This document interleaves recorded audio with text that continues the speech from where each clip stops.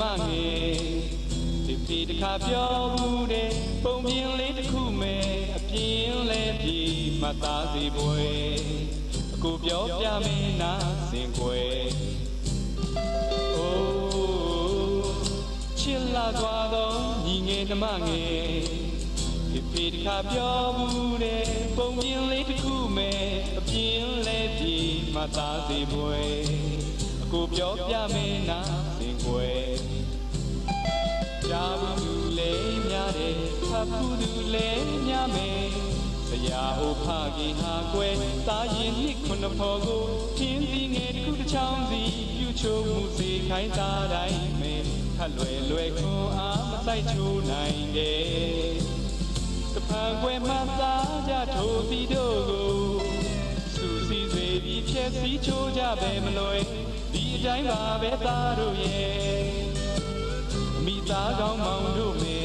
စူစီမှုအင်အားရဲ့ညီကိုတစုအောင်မြင်မှုရွယ်ရတဲ့လုံးချစ်ခင်ကွယ်အိုးချစ်လာသွားတော့ညီငယ်နှမငယ်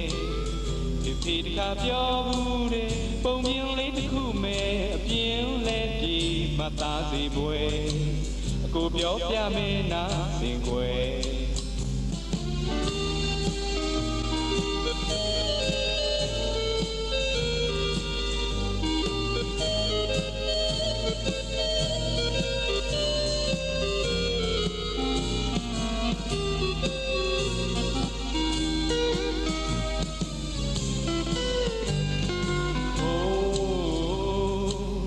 လာသွားတော့ညီငယ်နှမငယ်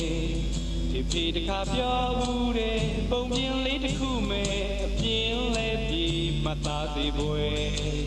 အကိုပြောပြမယ်နာစင်ကွယ်အိုးချစ်လာသွားတော့ညီငယ်နှမငယ်ဒီဖေတခါပြောဘူးတဲ့ပုံပြင်းလေးတစ်ခုမဲ့အပြင်းလဲပြေမသားစီပွဲကိုပြောပြမယ်နာစင်ကွယ်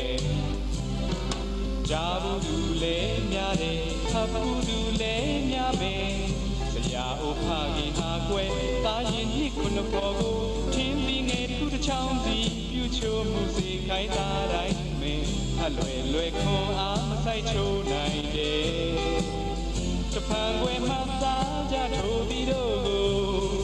သူစီစေပြီးဖြည့်စည်းချိုးကြပဲမလွယ်ဒီတိုင်းပါပဲသားတို့ရဲ့အမိသားကောင်းမောင်တို့မေ